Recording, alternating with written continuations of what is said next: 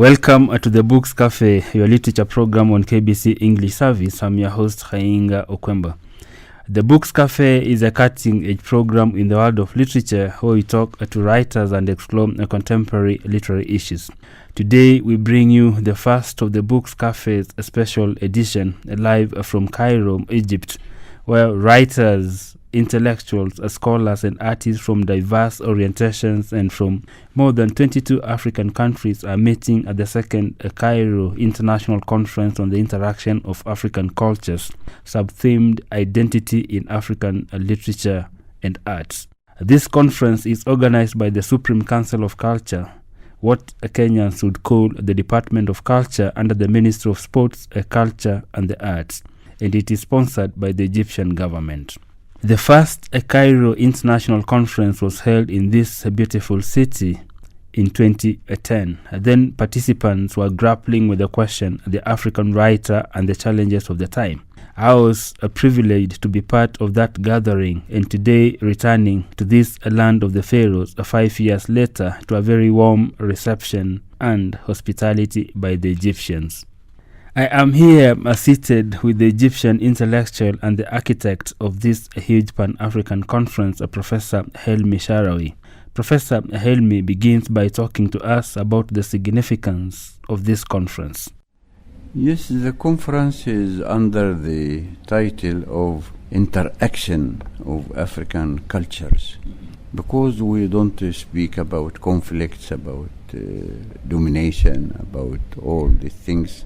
We need to look for our own cultures and identities, how they are made, how they are different, how they are varieties of cultures. That was the main core of this conference. Then people from different walks of life, arts, literature, songs, cinema, theater, and writers, novelists, they are coming together to see how to develop the African identities in the end, or consciousness.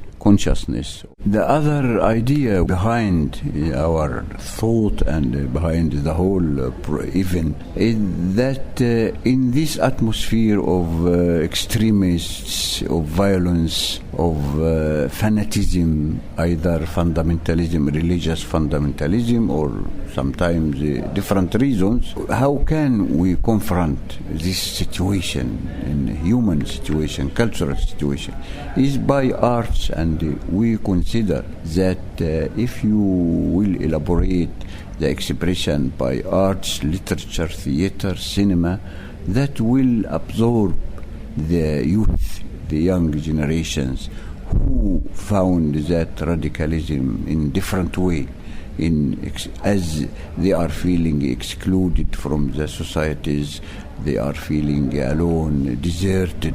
Now it is, I think, by developing the expression of these things behind, of course, beside, the social economic reforms in our countries that should be priority. But with this type of socio-economic reforms, we can push expression by arts and theater and so on. That is the importance. Then we are meeting as intellectuals to think over these issues. If so, I hope that you are, as a member of this conference, you will find it clear that we tried, and how far we succeed, it depends on your contributions, you yourself and other 30 thinkers and artists from different parts of Africa. There are people here from Kenya to Senegal to South Africa to Nigeria to Burundi, Uganda, Kenya, and all the works of also of geographical distribution as well as cultural distribution. Prof, I cannot end without mentioning to the listeners of this program that when we actually arrived in Egypt, the first thing that we got was a book which was gifted to all the delegates, a book written by Professor Helmy Sharawy. It's called In Search of African Identity in the Manuscript in Arabic Letters, Ajami, and heritage of the African languages manuscript. And I can see Prof has done quite a lot of research looking at the languages that are mentioned in that book: the Wolof, the Swahili, the Manding, the Hausa, the Songhai, the Fulani, the Tamashek, and the Malagasy. I hope to find some time so that Prof can explore. We can explore this question of manuscripts and African heritage. Thank you, Prof. Thank you. The book with you, and it is just part of 2 volumes of this type. That was the Egyptian intellectual Professor Helmy Sharawy, the brain behind this huge Pan-African conference on the interaction of African culture. We now listen to the distinguished Tanzanian literary scholar Professor F.E.M.K. Senkuru give the opening remarks on behalf of the African delegates. My connection with Egypt began with Kulthum. And Kulthum is very, very popular in Tanzania, and we know her music and so on. And whenever I come, I buy CDs of Kulthum. And so for me, Egypt was the Nile and Kulthum. On behalf of the participants, who are actually Pan-African representatives, because we represent East, West, South, North, and Central Africa, we would like to thank our hosts, the Supreme Council of Culture, for their warm welcome, and also for showing us the typical Egyptian hospitality. We have been taken care of since the day we arrived, and we feel that some of us maybe are going to stay back because we really like it here. Now, we are here to discuss African culture and identity. We have 30 days of African culture and Africa Day. A few days ago I was in Johannesburg, and we were talking about African culture again. So it is very good to see that African culture is being taken up on board. Very many discussions about development. And we really hope that even in this conference, we shall take African culture, identity, etc. on board the development agenda. Because most of the time, culture has been seen as something which is separate from whatever is happening in development, economics, and politics, and so on. So it's good to see how now we are starting to bring culture on board the development agenda. And hopefully we shall show how culture is a cross-cutting phenomenon. It covers an array of so many areas, because after all, culture is a way of life. The way we live is our culture. We would like to rethink, the participants would like really to rethink debates, so many debates on African culture and African identity.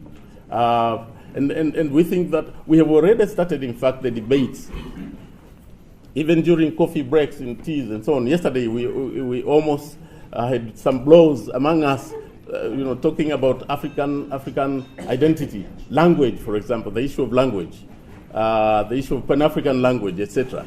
So this conference really promises to be a very interesting one, because it deals with our ways of life, it deals with our identity, and as Professor Sharawy has said, we are not here to talk about differences. We are talking about integration. We are talking about how we can use our African cultures to express our identities, the identity of the African people.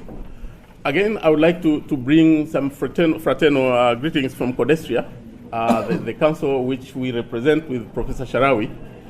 I talked to the executive secretary yesterday, and he said that he would like to express his cordial greetings to this meeting, and they look forward, Codestria looks forward to the outcomes, the results of this conference, and if possible, actually participate in the publication of different publications that will come out of this interesting meeting. We look forward to a very fruitful conference, 3 days of conference, 3 days of discussion, out of which we hope we shall come out with different publications, some on language, some on how literature, how culture relates to history. And as you can see from the program, it's quite heavily loaded. We are looking at African identity between cultural interaction and conflict. We are looking at African cultures and the sense of history. How much does African culture give us the sense of our history? We are looking at, we will have different roundtables For example, we look at African literatures. How do African literatures written in African languages, written in foreign languages, how do these define our culture? How do these define our being African? We shall look also at issues of poetry and the novel in the interaction of African cultures. How does written literature relate to what we want we as Africans to be? We shall look at the literary heritage. We shall look at the role of art in the expression of identity, the role of art in defining ourselves and in defining our being Africans. We shall look at the role of women in expressing identity, and the issue of gender is a very sensitive one. How do our cultures define gender roles, gender differences, etc.? And most important of all, I think, is the way African culture, especially popular culture, defines the youth. It's good that we have among us some youthful faces, and some of us are going to talk about how it was during our times, how we were defined, how we defined ourselves, what was our identity then, and how is the identity of the youth today, especially in the face of the fast-moving mass media like Facebook and so on. I know that Facebook is said to have, it has been known as the revolution that has taken place in Egypt is known to be partly to be a Facebook revolution and so on. So how does the mass media, the modern media, relate to our cultures and our identities, especially the identities of the youth? Finally, we are going also to look at the freedom of expression, and this is where especially journalists and so on, but also artists, how free are our cultures vis-a-vis our own ideas, our own way of expressing our ideas and our feelings, our aspirations, and our despairs, etc. So it's a very heavily loaded program, but as one of the participants and on behalf of the participants, we really look forward to having this conference, and we are glad that we are here in Egypt, the cradle of human civilization, and we hope we will take back with us part of that civilization to talk to our people and tell us what we brought back from Egypt. That was the distinguished Tanzanian literary scholar, Professor F.E.M.K. Senkuru. It is always a pleasant surprise, if not refreshing, when you meet a compatriot outside home. Well, at this Second Cairo International Conference on the Interaction of African Cultures, a sub-themed Identity in African Literature and Art, is Kenyan literary scholar and performance art specialist Dr. Mshai Mangola. We listen to a sneak preview of Dr. Mshai's presentation at the conference. We think of performance as how you know, how you make meaning. And so my whole presentation, originally I was invited to present a series of performances which would have woven through the conference, and then this discussion, the 10-minute discussion, was going to be a reflection on those performances. I tend to think of art as an epistemological tool, so when I perform, it's not for entertainment, it is a way of theoretically engaging concepts. Because clearly we haven't been able to do that because the program was so heavy, because I haven't clearly been able to do the performances, I then thought what I would do was to try and offer a reflection on the papers that were on this panel. However, I only got 2 abstracts, which made that a little bit difficult.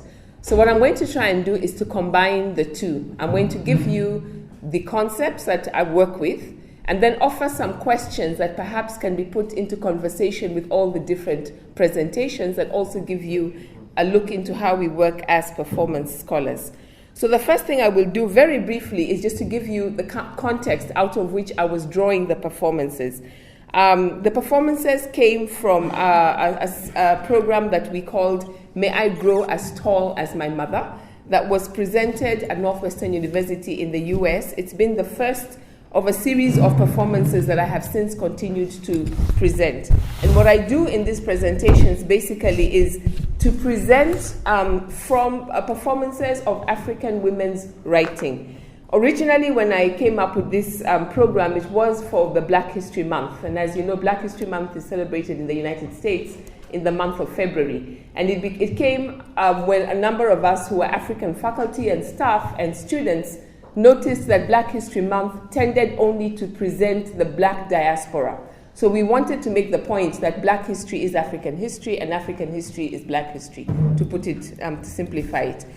And then I noticed that mostly when we talk about the African literature and African experience, we tend to look at it from the male perspective. If you think of everybody we have cited so far, it's been the male scholars, it's been the male writers, and then we tend to put the women into a little panel somewhere. And so part of what I wanted to do was to present a diverse experience to show how much African women are writing. And we covered women from all over: Asia Jebar, Maria Maba, Efua Sutherland, Yvonne O'War, Natalie Otoke, Toinam Lope. I mean, I could go on and on and on. And we also had music, Cesaria Ivora, Kajanin, Angela Kidjo. It was a feast of African women's words. And what we really wanted to do was, one, to challenge this image of Africa as imprisoned in a past and only a continent of tribes. Secondly, to challenge the image of Africa as the suffering continent and Africans as God's most forsaken people. And thirdly, to challenge the stereotype of African women as the mule of the world, who are silenced and have nothing to say and are only there to suffer and to beg for help. And so our presentation was taken from the words of African women, and women who presented, yes, sometimes some very difficult situations, but showed how strong they were through it. So that was the theory. To move to the concepts, I am dealing with 5 concepts. The first is the concept of culture. I'm just going to mention briefly who I'm dealing with because I don't have time to go into it. But under culture, drawing from people like Amical Cabral and Frantz Fanon, who look at culture as not just a way of life, but the highest ideals that we embrace, the things that we know we aspire to. And then thinking of art, therefore, as an expression of that culture, an identity as defined by Mulokozi this morning, looking at identity as the DNA that tells us what these cultures are. So the first concept was to say, what do we learn about African cultures when you look at the art? How does art express that? The second concept we looked at was the question of art as the expression, as the expressive arm of culture. Drawing from Ngugi wa Thiong'o, his 4 aspects of culture, that culture is, 1, the godlike aspect of culture, which is culture always seeks to create as God does, to give us a new look, to make something new. Secondly, the Socratic aspect, and I am aware of the irony of Ngugi always drawing from Europe, especially from Greece. But anyway, the Greece also took from Africa, so it's fine. The Socratic aspect, which is art always seeks to ask questions. It is more interested in questions than answers, and it will fight for the right to ask questions even to the point of death. Thirdly, the Andersonian aspect, taken from Hans Christian Andersen's story of the Emperor's New and the Child, that art always speaks truth, no matter the cost, even speaking truth to power. And fourthly, the Munchian aspect, which is art as the silent scream, that art amplifies or reveals the invisible. It helps us hear the inaudible and helps us to encounter that which we might not have encountered. Then thirdly, the third concept I look at is the concept of orature. Yesterday we had I was so excited that we talked about, everybody would have talked about today. So from Okot Biptek's definition of literature as all expressive works of man expressed in language, to Pio Zirimu and Austin Bukenya's coinage of the word. I'm also influenced by Michere Mugo, Efua Sutherland, and Ngugi wa Thiong'o. And my own definition is orature is the transcending of boundaries in the making of meaning. And you can see my influence as a performance scholar in that emphasis on the making of meaning. And when we look at the transcending of boundaries, you can pick any aspect. This morning we were talking, for example, on the question of language. And I would talk about it as going beyond the verbal, the boundary of the verbal. We talked about Wole Soyinka, for example, who writes in a European language, the language of the colonials, as some would say, and yet nobody would deny that his theater is African theater because he also provides the language of the Yoruba in terms of the kinesthetic language, the oral language, the visual language, and so on. Or we could look at Pius Ntuli, the Zimbabwean sculptor, who calls himself an oratorist, who says, I am a poet whose poetry comes out in sculpture. So again, the transcending of boundaries. And then the final concept I want to look at is this concept of story. I am a storyteller. I perform as a story. I see story as an epistemological tool. I define story as the creative representation of real or imagined lived experience. And so when we think of the creative in terms of what Ngugi talked about, it is how story, how people, artists represent the experiences of people's real lives, in this case, African lives in all their diversity, to make us look at them again, to be creative and help us to make new meaning. So out of all those concepts, the three questions that I would like to suggest that come not only from the work that I do, but that perhaps we might want to engage each of the presentations. Number one, how does the art, whether it is the film we talked about, the body adornments, the poetry, anything that we talked about, how does this art express the identity of this group of Africans whose experience it seeks to represent? And I am very much somebody who talks about African identities and African cultures, and yet I also recognize that there is something that perhaps we can say that that is African. We're talking with Simfiwe earlier on, and he was talking about how he's writing a book that's trying to identify, are there things that we can all embrace as Africa? What we in East Africa would call Utu, or in Southern Africa they're calling Ubuntu, for example. The second question is, how does this art fulfill one or more of the four aspects that Ngugi talks about? So for example, you can ask out of any of these presentations, number one, does this art help us see with new eyes? Does it help us look at the familiar with some sort of, oh, okay, I hadn't seen that before? Secondly, what questions does it make us ask? Does it raise new questions for us to think about? Thirdly, does it speak truth? And sometimes it is truth to power. Does it help us destroy some of the things we are saying we have to overcome? Whether it is colonial epistemologies that make us think that we are different from one another, epistemologies that make us have a racial hierarchy or a gender hierarchy or whatever. And finally, does it amplify something that is hidden? So that we are saying there's something that we hadn't seen, we had missed. And then thirdly, secondly, actually third, number three, how does this art challenge or tell us about ourselves? I think you cannot talk about an interaction of cultures when all you're doing is studying the other. And here I'm influenced by Michela Di Leonardo, whose book Exotics at Home was saying that often anthropologists and other people are very interested in studying the other. But the other is only useful if it helps us understand ourselves. So as we encounter the experiences of other people, are we able to see ourselves? As we encounter art about even ourselves, as I as an African look at the stories, the poetry, or whatever it is of other African women, am I able to see more than my own single story? Am I able to embrace all these experiences as belonging to all of us? And if I come to African identity as an outsider, can I see that as saying, I see myself in those people? They are not different. They are not lesser than I am. They are equal to how I am. They're just different. Thank you.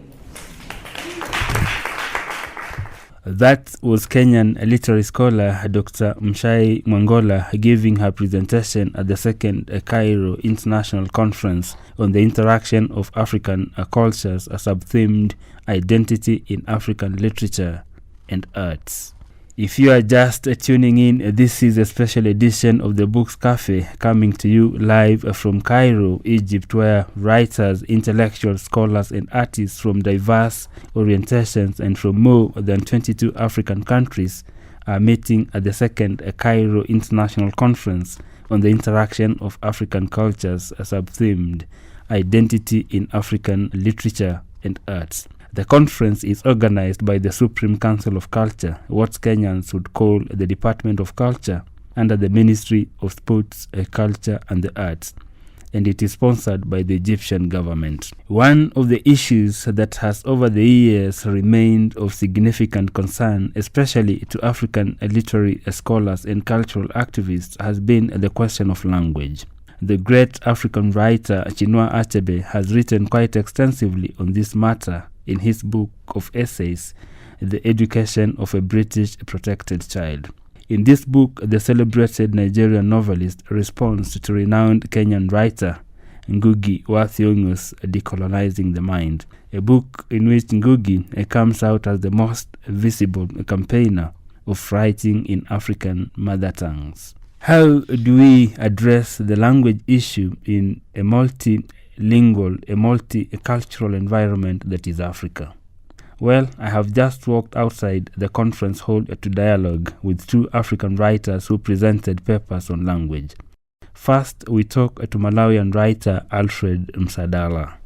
Well, before I talk of the significance, let me just say that indeed the conference dwelt so much on the identity of an African culture, our African cultures per se. Specifically, I came here for presenting a paper on language and identity, and I'm sure that's what all this has been, because the scholars, the writers who actually gathered here are those who are literary in their expertise. So I would say, yes, we discussed so much about the culture, but more so about our languages, different languages, the multi-languages that are encompassing the continent of Africa.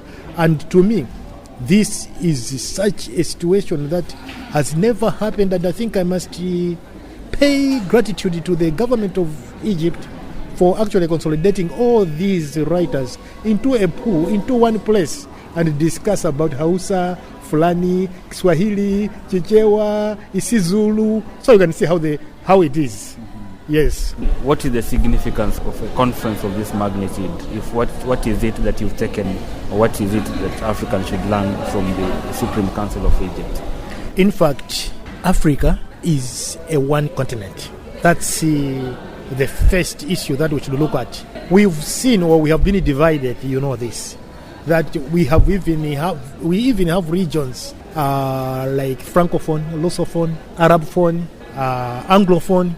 And yet, if you look at it per se, you'll find that all these are just dots or islands within the continent.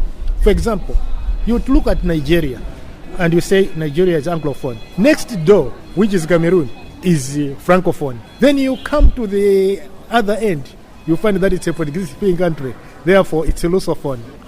So how we are so disintegrated because of colonialism. Why don't we come together and forge one step, one direction, and see where we could be?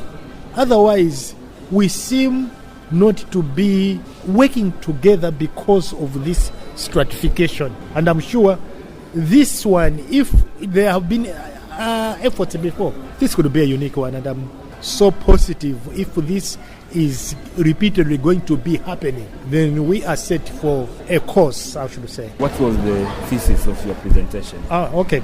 The actual paper was titled The Development of Chichewa as a National Language in Malawi. So that's actually where my thesis was based on. You see, Chichewa as a language is so inhibited, but if you look at the diversity, how it's actually used, you'll find that Chichewa is used in southern Tanzania, Chichewa is used in eastern Zambia, Chichewa is used in northern Mozambique, and Chichewa is used in northeastern parts of Zimbabwe. And apart from being a language that is solely used in Malawi, especially in communication as well as instruction, the government has decided not to honor it as a national language. They don't want to endorse it because somehow it was declared during the one-party state by Dr. Banda. Since it was declared through a Malawi Congress Party convention, and that it was never endorsed. It was declared as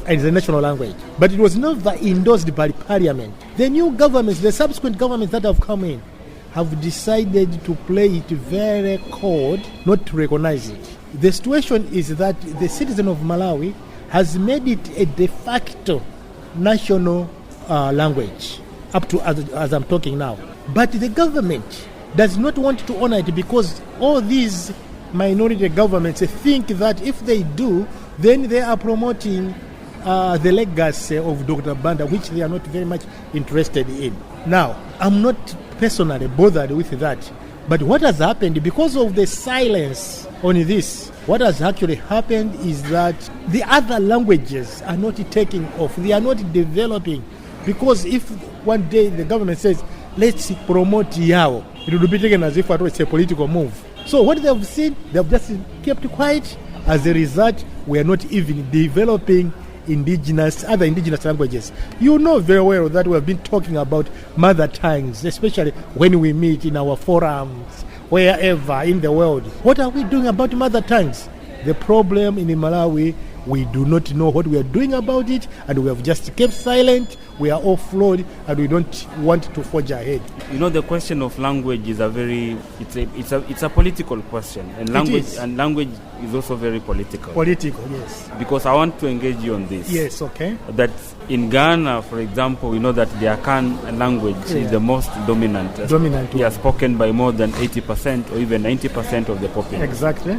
But Kwame Nkrumah was so alive to the fact that if he was going to make the Akan language the national language, then probably he was going to disadvantage those other small languages that do not speak that language. And so there's that danger of big languages or bigger African tribes actually imposing their languages on those because they have what it takes to develop them. You are quite right, and this is interesting, and that's what is actually happening in practice in Africa. That's why we cannot even come together. Because of this problem whereby the indigenous languages are political, we are failing, or we are even falling prey to the machinations of the Lusophones, Anglophones, Francophones, and they are very happy about it because they are still lording over us. We are still colonized by them, and we seem not to be getting out of the situation. So that's where the independence itself of all these democracies are becoming incomplete because of the language. You're right. Yes. Your last thoughts, Alfred Msadala from Malawi. This is a very good situation, and I must say, if there's anything, let's please push ahead. Let's continue meeting. You are from Kenya. My brother Mlokozi is from Tanzania. Nyai Mwangola is from Kenya. Remy Raj is from Nigeria. All these people, we are meeting and talk language with one objective and one direction. Thank you very much, Khainga.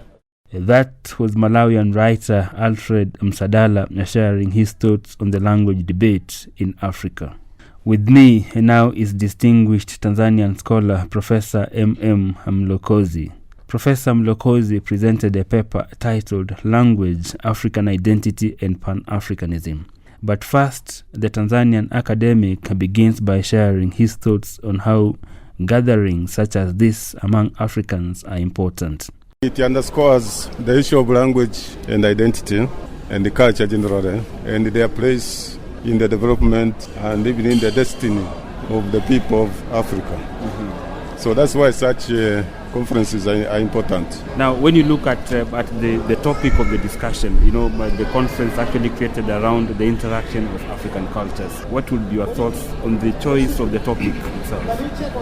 Well, the topic is pertinent because Africans have been divided into many countries, more than 50, and there are many so-called ethnic groups. But actually, underlying all those divisions, one can find some kind of oneness, some similarity. The differences are there, but they are not as big as they are made to be. And I think such meetings help to underscore the issue of the oneness and the similarities among Africans, and that we can actually interact and work together in the cultural field. Your paper was actually on language, African identity and Pan-Africanism, and you actually begin by actually debunking from this disintegrating of Africa from Francophone, Lusophone, Anglophone, and you are not comfortable with the use of these phonies because there are no Swahili phone, Hausa phone, Mande phone, or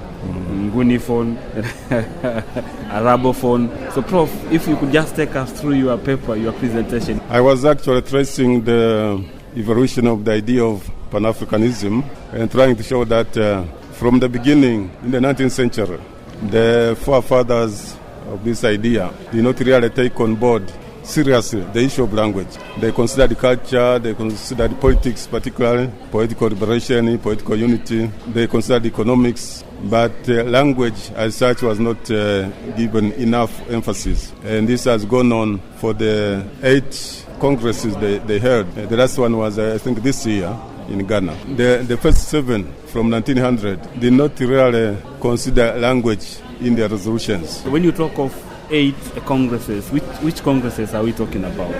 Yeah, I'm saying that the Pan-African idea was being carried out through congresses. So blacks from the diaspora and some from the continent were meeting after a few years. And they first met in 1900, and the last meeting was this year.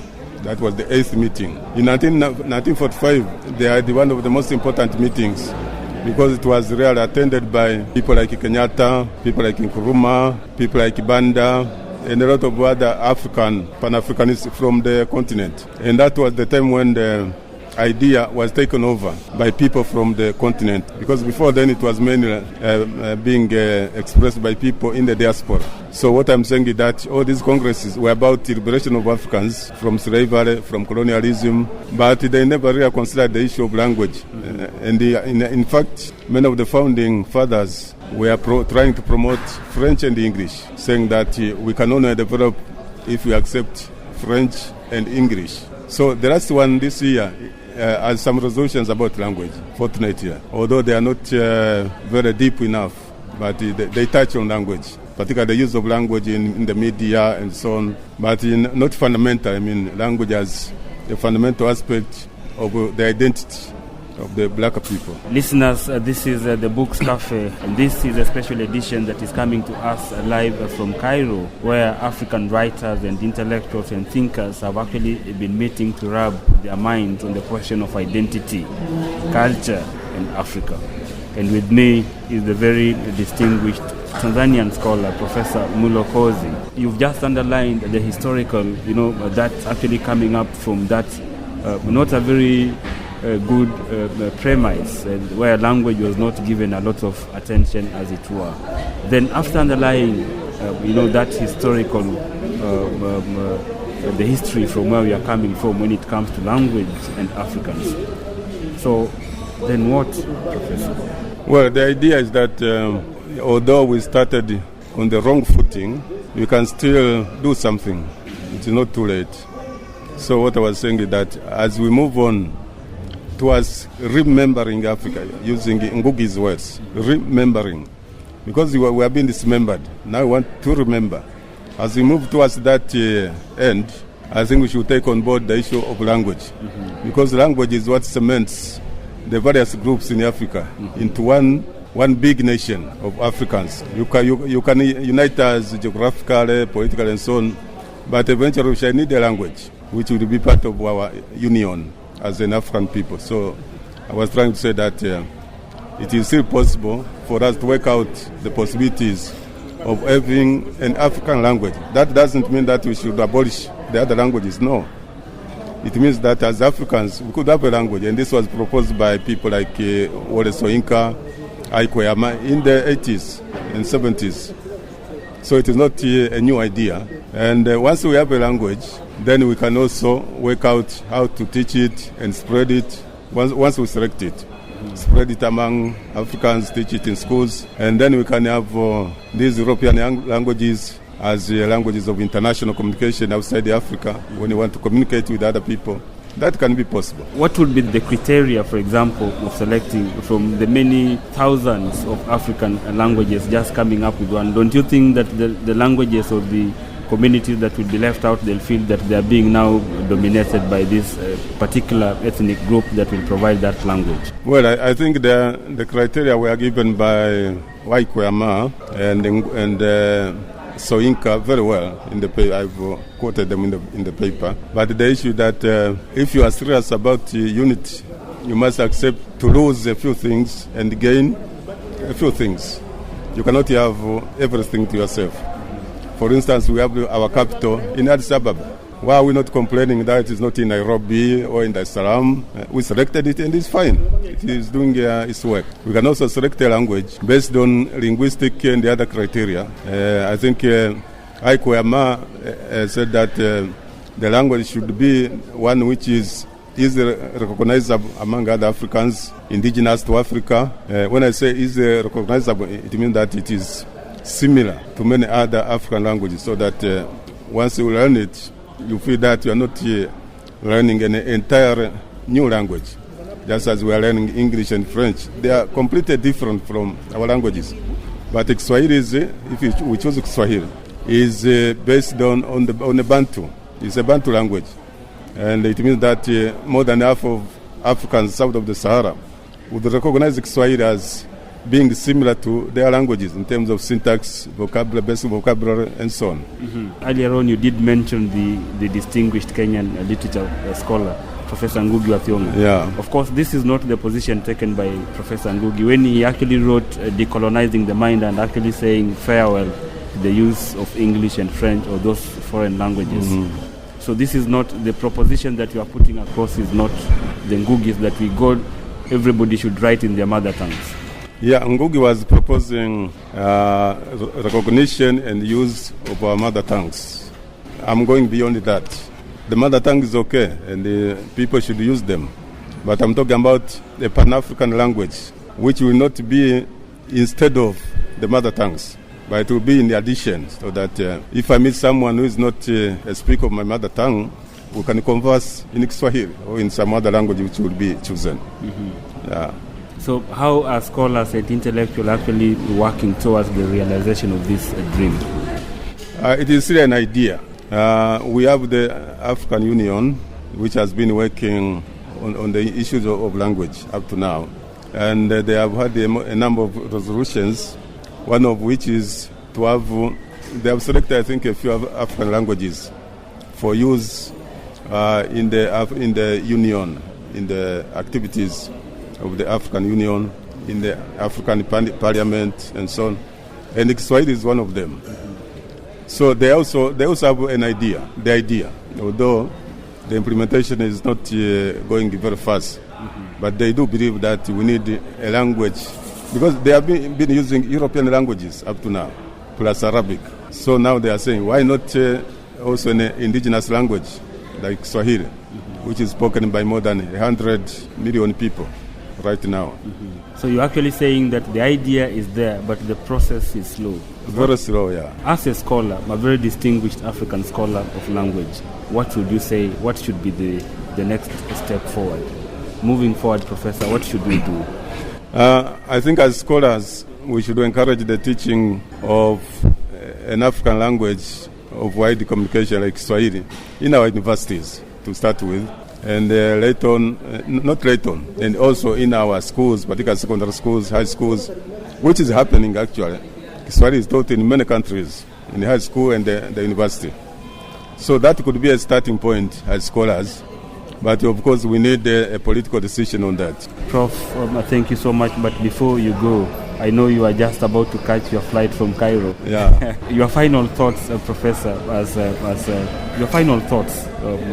Talk to African scholars, to African leaders, to writers. Yeah, my final point is that we should start valuing our own, because we have been valuing other people's possessions too much, but forgetting our own. And the language is our own, culture is our own. So we should start from there. That's what they do in other countries, in other continents, except Africa.